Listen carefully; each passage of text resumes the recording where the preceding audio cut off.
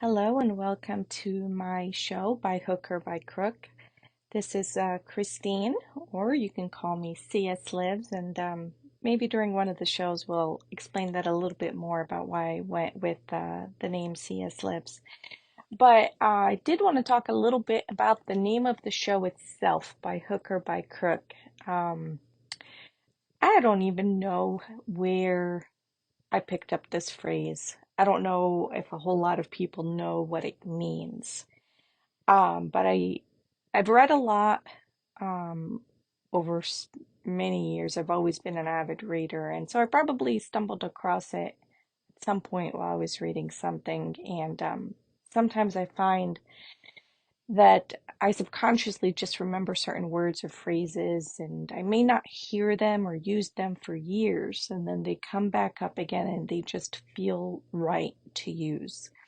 And recently, this particular phrase just felt right to use. I felt like it was time to finally make changes that I've been talking about wanting to do and just have not done. And there's lots of reasons why. First of all, there's lots of changes that I'm wanting to do for myself, and there's lots of reasons why they haven't happened yet. And I finally realized that it was really about how I was feeling and how determined I was to make them happen. And I finally decided they're going to happen. I've made up my mind, and when I make up my mind, I always find a way. And that's when the phrase came to me, by hook or by crook, I'm going to make these things happen. Now, for those of you who don't know what it means, I Googled it because I actually couldn't really explain it to you. I understand the context of what it means to me, but the context is my perception. But what I find when I look up the meaning of by hook or by crook, Wikipedia says that it is an English phrase meaning by any means necessary, suggesting that any means possible should be taken to accomplish a goal. Um, now, now that we know the meaning of this, there's a reason that this phrase is important to me. Like I said, there's been lots of things I've wanted to accomplish and I haven't. And yet, it's interesting to me because there have been times in my life where it looked like all the doors were closed and there was no possible way to accomplish what I wanted to accomplish, but I was determined and I made those things happen. And so, what was different about those times where I did, in fact, accomplish goals despite all challenges, despite all doors closed? What was different? And I realized it was my determination. It was not accepting no. It was attempting time after time and maybe failure after failure, but refusing to give up. Um, I've stumbled across a different thing, grit. The grit I'm sure you've heard of, or you've probably heard of rather. It's that determination. And that's one thing about me is that when I make up my mind, I accomplish my goal. And why is it that I have not always made up my mind to accomplish my goals, even though I've established them? For example, I have short-term goals or goals that may not seem important in the grand scheme of things. I'm huge into exercise, so I set a goal for myself, for example, to be able to do 30 pull-ups. And at the time, I was doing maybe 15 or 17. I can't remember exactly. It's been over a year now. But I set for myself a goal to do 30 pull-ups, and I had a reason for why I set that goal. And it wasn't anything important. It was just a competition, a healthy competition between coworkers about who can do the most pull-ups. And a man was doing 28 at that point in time. And none of the women had been able to even participate to compete against the men. And so it was important to me to be able to defeat a man at the number of pull-ups I can do. And I didn't want to do 29, since he's doing 28. I really wanted to really beat him. So I wanted to do at least 30, if not more. And so I did.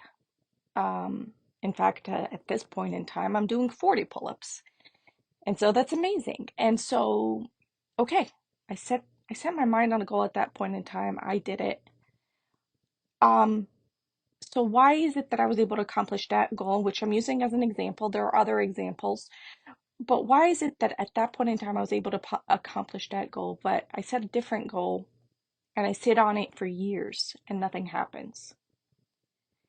And I finally realized it's that grit, it's that determination, it's that making up my mind that by hook or by crook, I'm going to accomplish whatever it is that I set my mind to.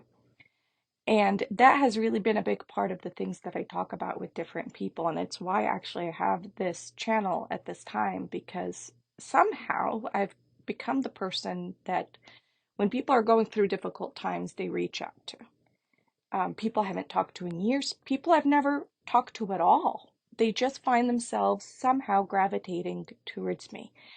And I find myself helping them and enjoying helping them tremendously.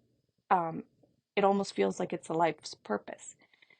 And these people come to me with, well, recently there seems to be a recurring topic, which is relationships. Um, Not to say that I'm an expert in relationships by any means, but that's the topic that people seem to gravitate towards to talk to me. That, as well as emotional struggles, depression, anxiety, things of that nature. Excuse me. And so, whatever the problem is that any person is going through, there is a solution. Now, I don't know what that solution is. I can't tell them what that solution is. That's not something that I can figure out for anybody. But there is a solution. And I think that's where I am maybe a little bit different from some of the other people they have maybe spoken to, is if it has ever occurred in the history of humanity, then it's a possibility. And as long as it remains a possibility, then you can do it. Anything is possible as long as it has happened before. And I say that because I don't want to say anything is possible, period. That would be a little delusional.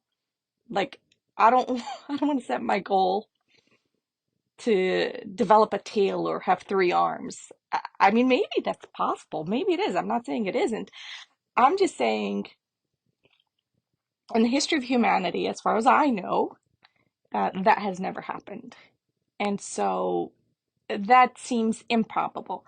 But if I was in an unhappy relationship, can I turn that around? Yes, that's possible. People have done that time and again.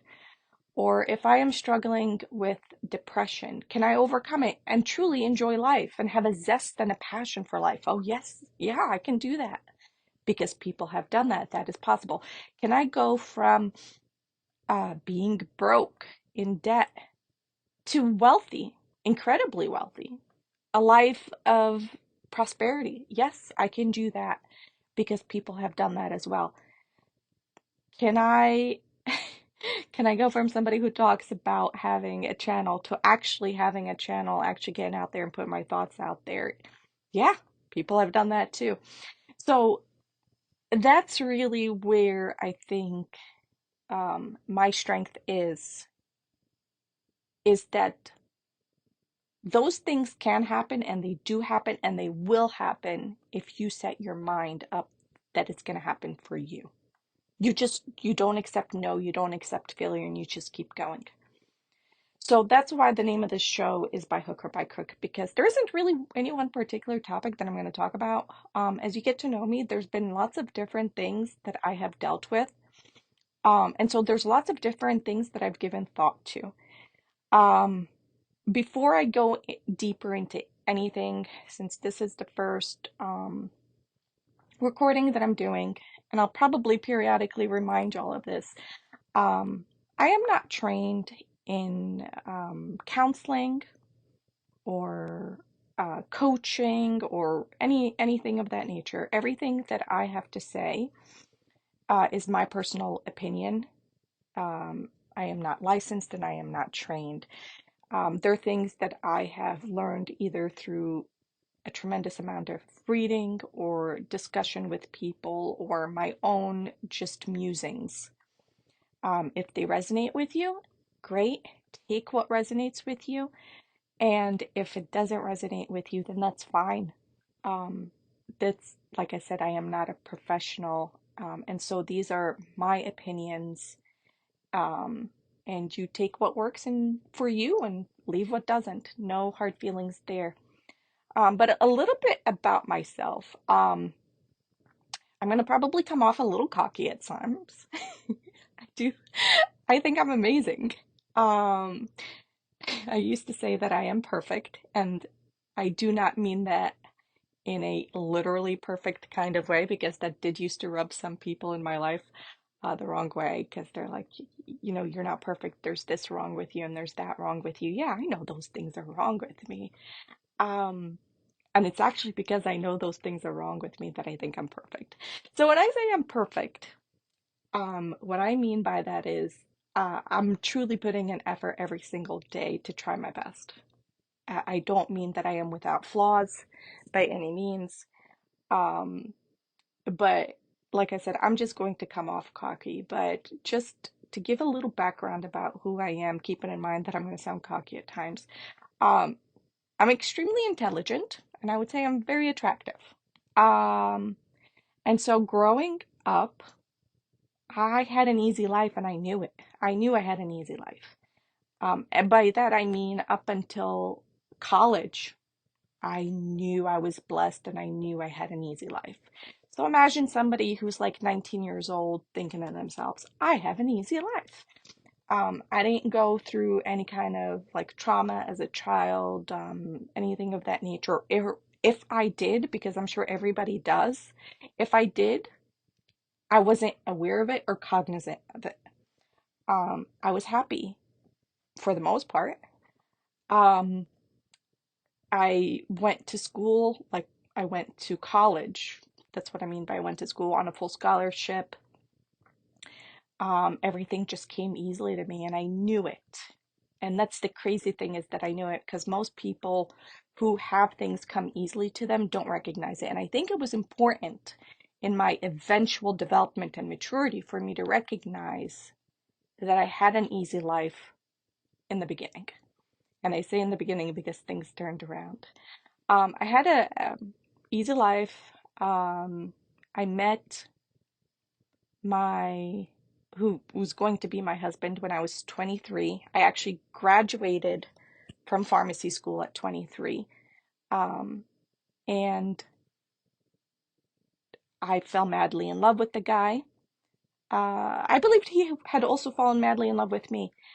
And we were married a couple of years later. Um, my perception of things, and you will hear me say this a lot because there's always two sides to every story, maybe three or four sides. But my perception of things was that we were living the fairy tale life. He was also a pharmacist. We were making significant amount of money, had the house, the fancy cars. We had everything. We had the romance, the passion. Um, we were different. We were not perfect, but for example, he used to love just like stopping strangers and being like, "Hey, if you didn't know we had been together for whatever number of years, how long would you like to say we are?" Essentially, he was trying to get to the point that we looked like we were a honeymoon couple or newly together or things of that nature. So we were living this fairy tale life. Um, and at some point, the fairy tale just collapsed. How? Why? I don't fully know. I'm going to take a guess here. And I'm going to guess that God or the universe, whatever your belief is, and I do believe in God, um, determined that it was time for me to uplevel my growth and my maturity and my wisdom. And so 5 years into our marriage, we had one daughter. Um, things just fell apart. He was fired from work, couldn't find work for a significant amount of time, maybe about 6 months. The only work he could find after that was out of state, so he went out of state for a little while. I stayed behind with our daughter, and he essentially never came back to me. He came back physically to where I lived, but while he was out of state, um, he determined he was no longer happy and no longer wanted to be with me, and my fairy tale was just collapsing. I was already adjusting to financial lifestyle that I was not used to because he had been out of work for so long.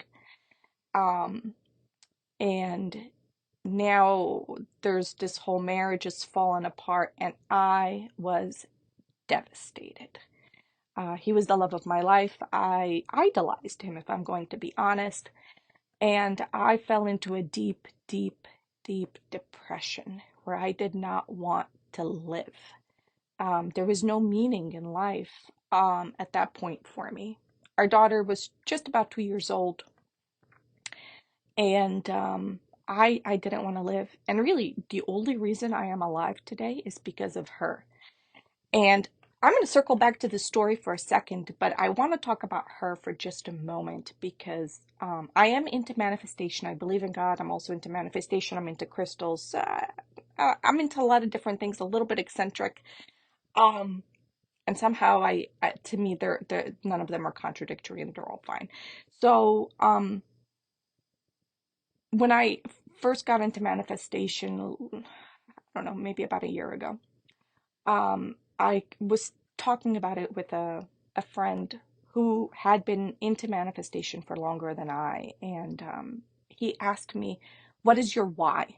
What is your why for why you want to accomplish these things?" I wanted love and I wanted wealth and all these things that most people would want. I wanted them, and he asked me why, and I'm like, why not? I don't understand. Like, everybody wants this. Like, what do you mean, why? And it's funny because this was a conversation about a year ago, and I'm only finally just now understanding the why. The why is my daughter. Because the only reason that when I fell into that deep, deep depression, the only reason I am alive today is because I am alive for her. She is my why. So, my why is I have to be alive for her because she deserves a mommy. She deserves unconditional love. She deserves that. And I want her to have that. And I am not going to live a life where I am miserable or I don't have love or I'm working a miserable job and I hate my life. I'm not going to live that kind of life just so that I am alive for her. I have to be alive for her. And so that means I have made up my mind that by hook or by crook, I'm going to enjoy life because I am not going to exist in a torturous life just for her. So a year later, I have my why. Why do I want to create a life of prosperity and love and abundance and peace and joy and friendships? Why do I want that? Because I have to be alive for my daughter. And if I have to be alive, then I insist on enjoying it. Period. That is my why. So back to my story. Fell into deep depression. If it wasn't for my daughter, I would have chosen death. Just to be real here, because when I talk about people being depressed, I want you to know that I've been there. Oh boy, have I been there. Um, I at my lowest, I was taking 6 medications daily just to get through the day, just to function, to be a functioning member of society. Today, I am not on anything, and I am proud to say that. And I'm proud to say that because it took a lot to get to from that point of 6 medications daily to nothing. It took a lot of work, it took a lot of dedication, it took a lot of effort. And I want you to know that it's possible. If you are there, if you are at that point where you are depressed, first of all, reach out for help, get that medication, get that therapy, see a doctor, do everything that you need to do for you. And know that it doesn't mean that it has to be forever. If it's something that that you're worried that you're going to be on forever, you don't have to be. I went from 6 medications to nothing. I worked with my doctor to get to that point. I worked hard to get to that point. How did I do it?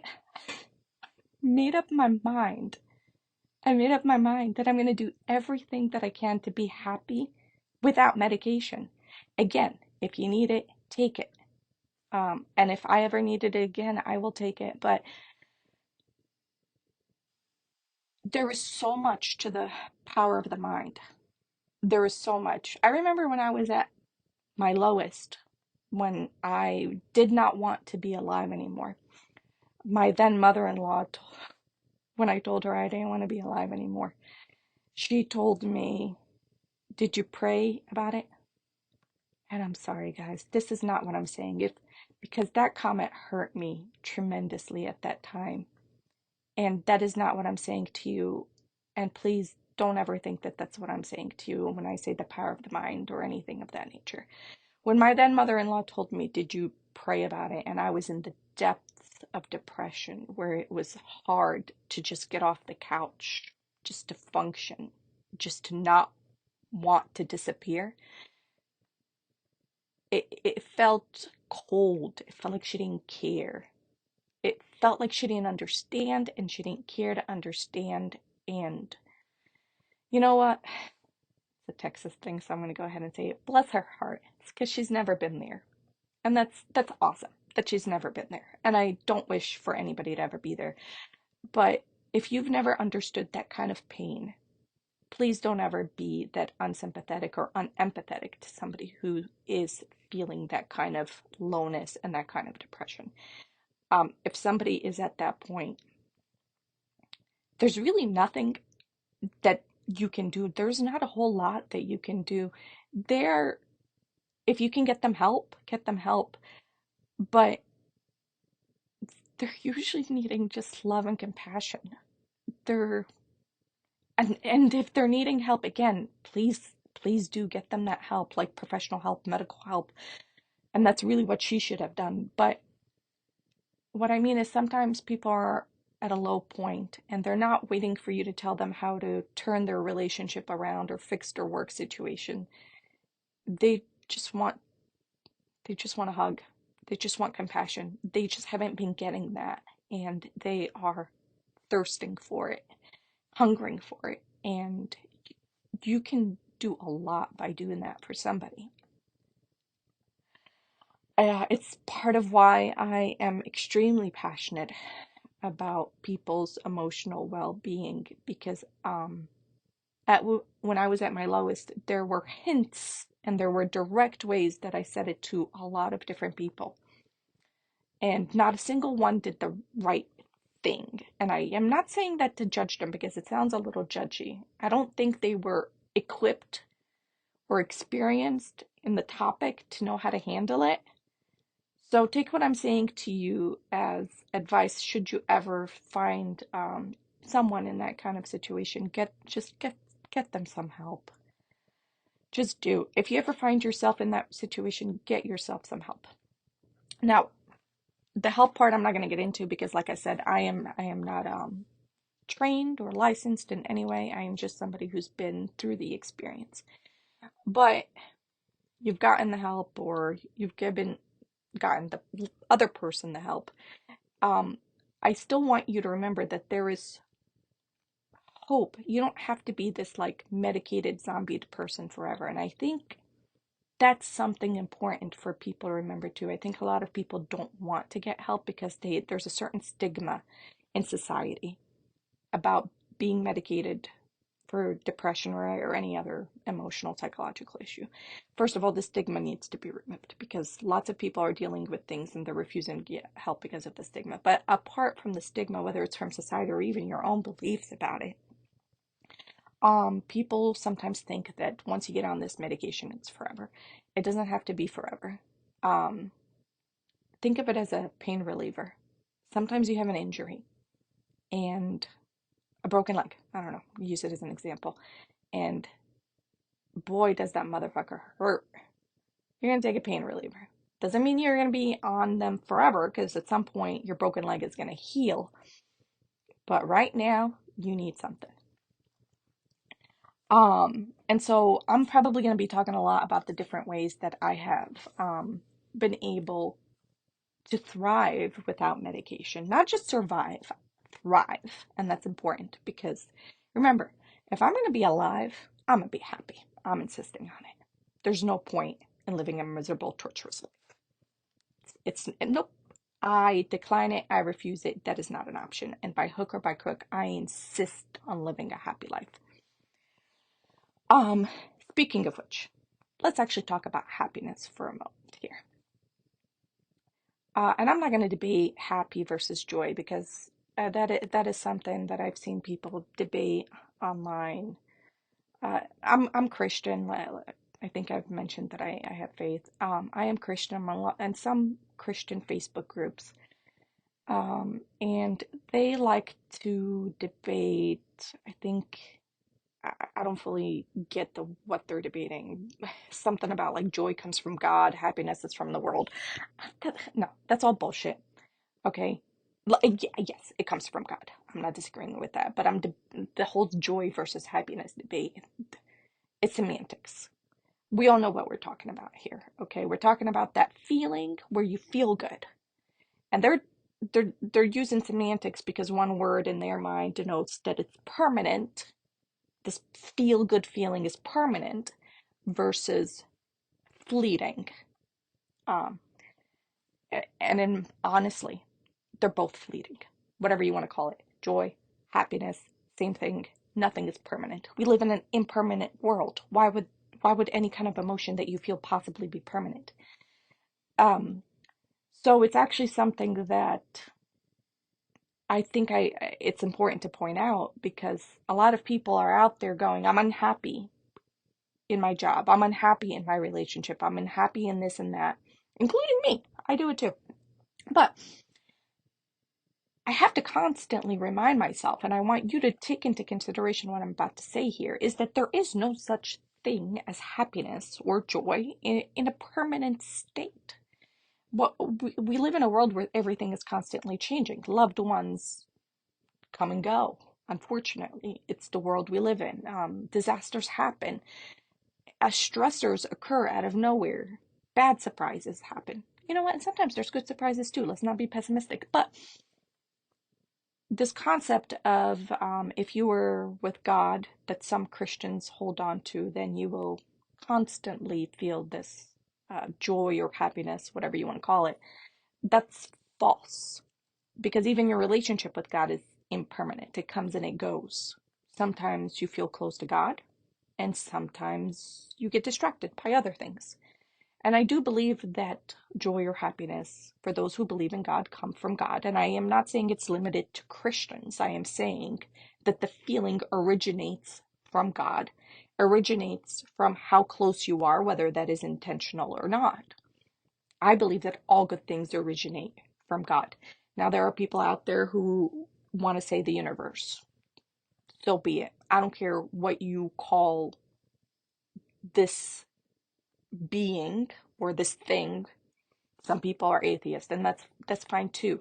That's your belief. I'm telling you what my belief is. My belief is that there is a God out there, and all good things, including joy and happiness, originate from Him. And how close you are to God determines how much joy or happiness you feel. But I don't mean how many hallelujahs you're saying, how much you're going to church, or anything like that. Um, what I am talking about here is those moments where you allow yourself to revert to your natural state, the one that God created you to be. We were all created perfectly. Each one of us is unique. We're obviously not all the same. And so my belief is when you revert to your natural state, you will feel joy or happiness for that period of time. And then sometimes you may get distracted and you may revert away from your natural state, from the way you were created by God, the universe, whatever you call it. And then when you deviate from your natural intended created state, that's when you are not happy, and that's when you start being miserable and you start feeling anxiety. And it's hard to stay in our natural state. It's really, really hard actually to stay in our natural state. There are so many distractions out there. The best way I can explain it, actually, the way I understand it and the way I can explain it is for people who have experienced lucid dreaming. I have experienced lucid dreaming a few times in my life. And the thing about lucid dreaming is you know you're dreaming, and so you have control over your dream. But it's hard to maintain that control over your dream. At least for me, it's hard to maintain that control. So I constantly have to remind myself during the dream I am dreaming. Because if I allow myself to just fall into the experience that I'm creating in my dream, um, I will lose myself in that experience and I will lose the cognizance that I am dreaming. And I will no longer be lucid dreaming and I will no longer be able to control it. And that's kind of the best way that I can describe what this whole being in your natural state is like, is you need to constantly be reminding yourself to be that. And if you get distracted by living, as much as we all want to live, by enjoying life even, if you get distracted and not constantly be reminding yourself, subconsciously even, of who you are deep down, who your real self is, then you lose yourself and you actually eventually end up being miserable, even if you lost yourself in happy experiences. I think that is why it's so important for people to constantly have me time, just you and yourself, just figuring out who you are. Are you in alignment with everything that you should be, that you believe in? I do that on a daily basis, Monday through Friday, currently. So I'm going to lie. I don't do it on Saturday and Sunday, mainly because I have a routine Monday through Friday and it fits into that routine. I wake up super early in the morning. It allows me time to journal, to meditate, to pray. And that's when I have that me time where I'm contemplating where I am in life, where I am in my relationships, and I'm contemplating if I am in alignment with who I am. Um, then I go about my day. I live my life, and I forget. I forget to be in alignment with who I am. And when I do that on a regular basis, I'm living and, just living, period. There's nothing wrong with it. We're all alive, we're all living. Um, but I don't have that time to myself. I lose myself. I start feeling those feelings again of anxiety, of depression, of who am I? Am I like, what is this? What is the purpose of this? Am I just doing things? Am I just going to work and I'm cooking dinner and I'm hanging out with my kid and maybe I'm hanging out with friends and I'm just doing. I'm not truly living. I'm doing. I don't know if that made any sense to you. It's the best way I can explain it for now. Um, I just realized I lost. I never went back to my story. I'm sorry. I go down side tracks sometimes, and I don't go back. But I'm gonna go back because there was an important thing in telling the history of Christine. Marriage falls apart, fall into a deep depression, um, have to be on 6 medications for a little while. Little while, I mean like a year or a year and a half, something like that. And I work to take myself off of it, but um, that's really, I want to say that was my wake up call. The divorce, we did end up divorced. The divorce was really when Christine came into existence, I want to say, because when I had that easy life, I don't think I really knew who I was or what I believed in. Maybe a little bit, but oh my gosh, what transformation I underwent because of the divorce. The divorce turned me inside out. Everything that I had believed in, because I never thought this man would have ever left me, right? I thought he was deeply in love with me, like I was with him. Um, it turned me inside out. Everything that I believed in, everything about faith, humans, relationships, everything was just suddenly turned inside out. Um, I questioned everything. I went down sidetracks. I got into um, I got into witchcraft. I rejected God. I reaccepted God. I tested everything and I tried everything. I was trying to figure out who I am in this world where nothing makes sense anymore. Um, it's been years now. Oh gosh, it's been like 5 years. I'm still single at this point because I spent a lot of time on these journeys discovering who I am.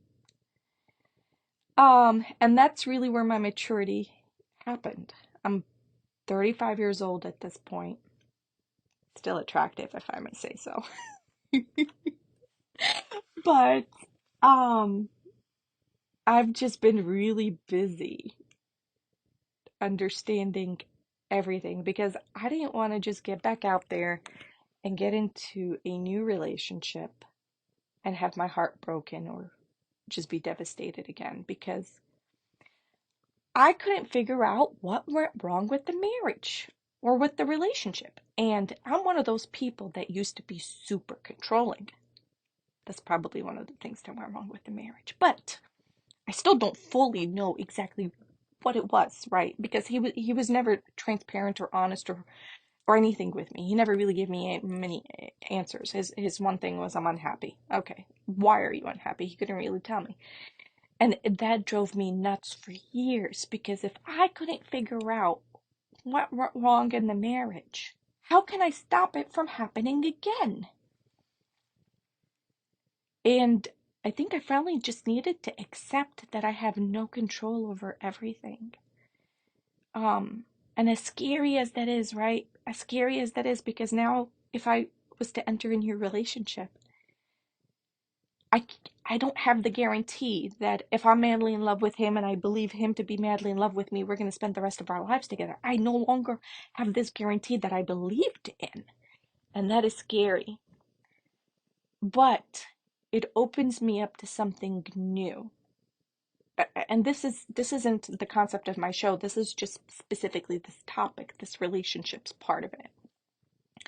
If I can't control every single aspect,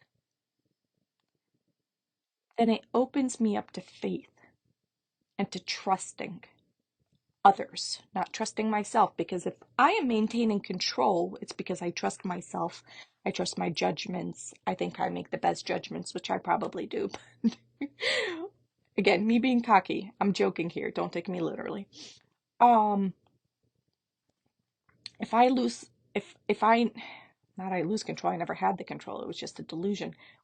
Um, but that's scary, and that's something that I needed to accept, that I may never have the answers for what went wrong in the marriage. Maybe one day I will, but I'm 35. I don't want to keep waiting. I've been single for 5 years.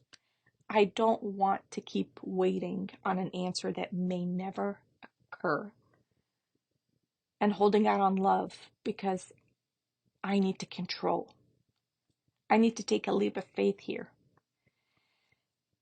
However, I'm different from the Christine from 5 years ago. Because by hook or by crook, I'm going to make my next relationship work. And I don't mean I'm going to control here, because don't think I'm reverting back to my old ways. This is really where talking to those different people who've reached out to me makes a difference in what I'm trying to say to you. Is that there is a lot that is in our control, but we can't control other people. And that's where I was wrong before. I thought I could control other people. I thought I could demand and put my foot down. He will give in. And I will point out my logic, and it will be irrefutable, and he will give in. And it didn't work, because I did all that, and I pointed out my logic, and he goes, yes, you're right, I still want a divorce. What? I'm right, and you still want a divorce? I thought I'm right. Conversation's over, right? Let's go to bed now. No, it doesn't work that way.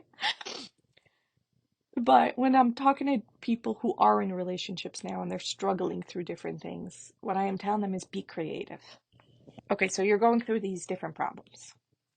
Instead of focusing on, and I'm usually talking to women here, so if I say him being the problem, that's really why, because the examples I'm thinking of in my mind are me speaking with women who are trying to save their relationships with men who they believe are not putting in the effort or the desire to save their relationship, even.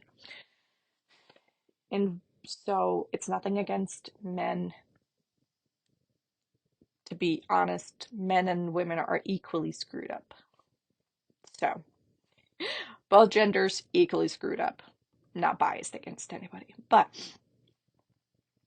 so when I'm talking to these women and they're struggling because they've told the man, this is what my need is. And they've told the man, and they've told the man, and they've told the man, and the man still hasn't done it. And they're miserable in their marriages. And I'm like, okay, so you've given away your power, right? You've tried to control him and his actions, and he's refused to be controlled. And now you're frustrated, and you're ready to throw in the towel, or you're just miserable. And I'm now, as somebody who has been through this and looking at it as an outsider, I'm just like, why have you given your power away?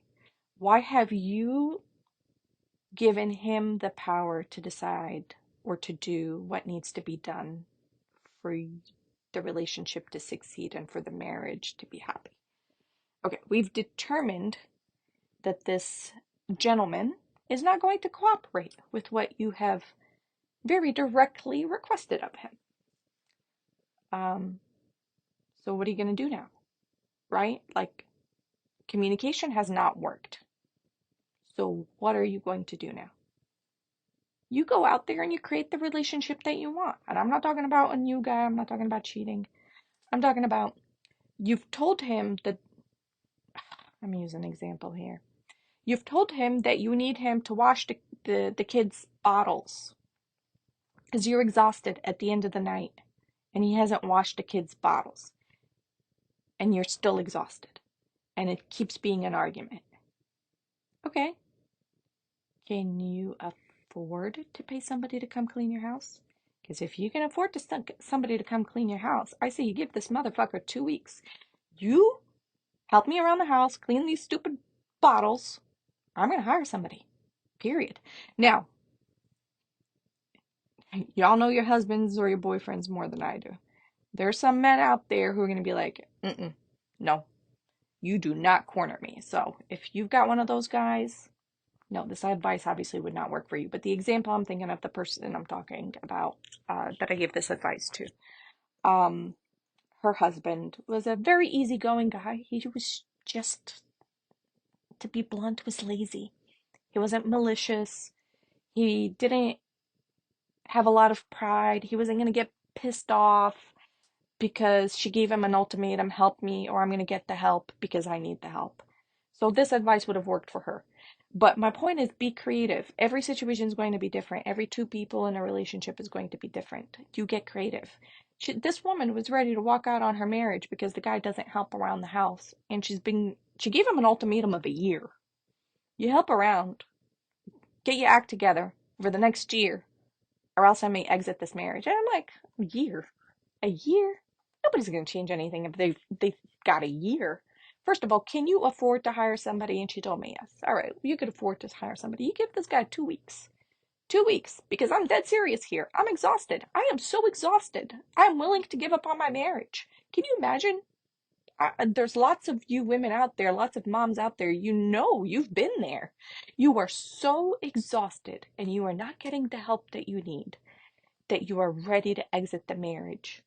But the thing is, you're not going to get the help if you exit the marriage. And that's what I told her. You're not going to get the help. You're going to be single. So this guy is useless right now, right? He does not contribute in any kind of way around the house. Now, I'm not saying he's a useless human being. I'm talking in regards of the household chores. He's useless. Well, if he's gone, he's not going to be useful. Like, I'm not sure what you think you're going to accomplish by him being gone. You know what you're going to accomplish? Because what your ultimate goal is in saying, I want to exit the marriage because you're not helping around the house. Your ultimate goal is to hurt him. That's what you want to do. You are so hurt by you communicating your needs over and over and over and him ignoring you that you are at the point of saying, I want to hurt you. And the way I'm going to hurt you is to end our relationship. But I need you to take a step back from this chaos and this everything that is happening right now. I've been there, actually. I've been there. I need you to just take a step back, take a breath, and just think about it logically for a moment. Because in 10 years, you're going to look back, assuming you've ended the marriage. This is the scenario I'm playing out here. In 10 years, you're going to look back. The house is going to be clean. The kids have grown up. There's no more bottles. And you are going to be alone. And you're going to be remembering those years that you were alone with those kids when you were sick. And you still had to care for the kids when you were sick because you didn't have him there to help. Or when the kids were sick and they were too young to be left alone at home, and so you had to take the kids with you in the car to go pick up their medication from the pharmacy. These aren't the scenarios you're playing out in your mind when you're wanting to hurt your husband and you're saying, I want to exit the marriage because you're not helping. Those aren't the scenarios you're playing out because you haven't lived them, but I have. Those scenarios are real. They happen. When you've got a flat tire and there's no one to help, there's no one to call. I mean, great if you've got friends who are willing to do that. I'm the kind of person that I didn't build those kinds of relationships when I was in my marriage, which is a different topic. You should build those kinds of relationships, but you're on your own. If he is useless right now, he's not going to become useful just because you've exited the marriage. And your goal, if your goal is to hurt him because he has hurt you by not meeting your needs, you will accomplish that. You will hurt him. You will also hurt yourself, and you will also hurt your children, and you will also hurt all of the people in your lives who care about you, who are going to see you all hurting, whether that is your family, your parents, your siblings, your friends. It has a ripple effect. It doesn't just end with you. So you think that through. You think it through, and you need to be honest with yourself. And that's one of the biggest things that I'm going to be talking about is being honest with yourself. Because if you can't be honest with yourself about what your intentions are when you are about to do something, if you are saying I'm exiting the marriage because he's not helping, you're lying to yourself. You're exiting the marriage to hurt him.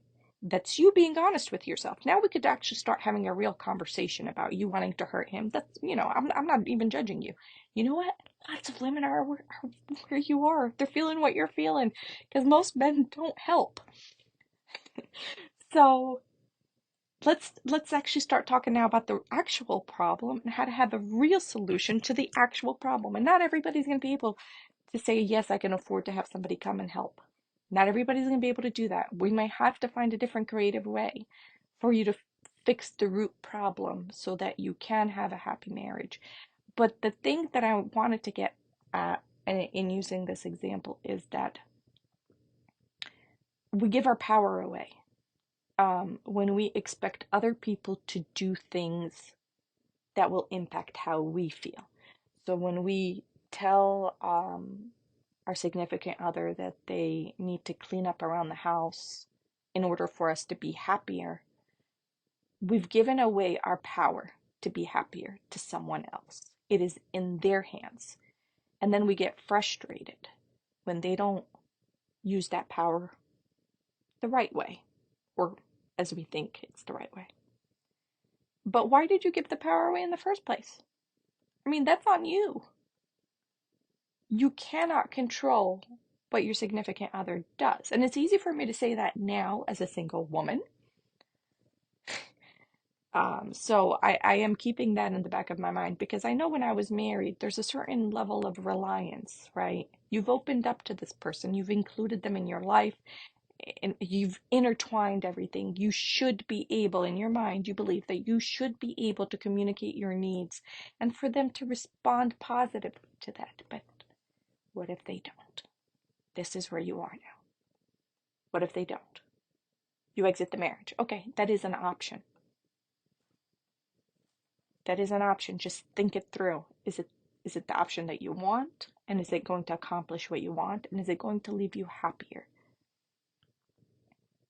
Just being honest with yourself about what you want, what your true goals are, you can then figure out how to get there.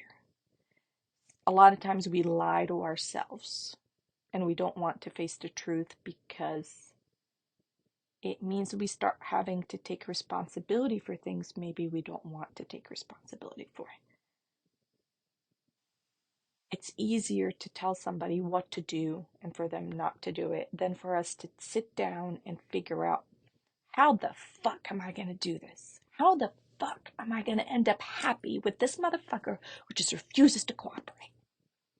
And I'm telling you that by hook or by crook, you make up your mind. You make up your mind. You find a way. And if you just get that determination, you will find a way. And each one of you, you've been there. You can think of a scenario where all the doors were closed, but you made up your mind you were going to find a way, and you did. So you use that example that is in the back of your mind. Every one of us has it. It just looked bleak. There was just no way it was going to happen, but you did it. You did it. How did you do it? Who the hell knows? But you made up your mind you would do it, and somehow you did. You accomplished what seemed impossible. And it's the same with anything. And right now the example is relationships. It's the same with anything. And that's that by hook or by crook sentiment that I'm trying to get at. I think we've talked a lot. So, hope it wasn't all just a bunch of jumbled mumbling. Um, so I will let you all go. But there's going to be more of this, and I do also actually just want to quickly mention I do cuss a lot, so I hope it doesn't offend anybody. I'm a big Christian believer, and cussing is the way I keep myself grounded. There was a period of time where I wanted to go to a convent and become a nun and just spend my days talking to God. And I wouldn't cuss, and if a sex scene came in a movie, I couldn't see it, and this and that, and I was a little saint. And that shit doesn't work in this world. I live in this world. I got my daughter. Since I can't bring her to the convent with me, here I am. This is me joking, also half serious. So cussing makes me feel real and grounded. Otherwise, I'd be off in the clouds with God, and I need to be here on earth. I do believe I have a calling. Um, so if this resonated with you, if you think I can be help to you, that's great, because I do actually really believe that is my calling and I really enjoy it. If you thought I was crazy and I made no sense and whatever, no hard feelings. I hope you find what works for you. Okay. Well, it's been enjoyable. I will talk to you next time.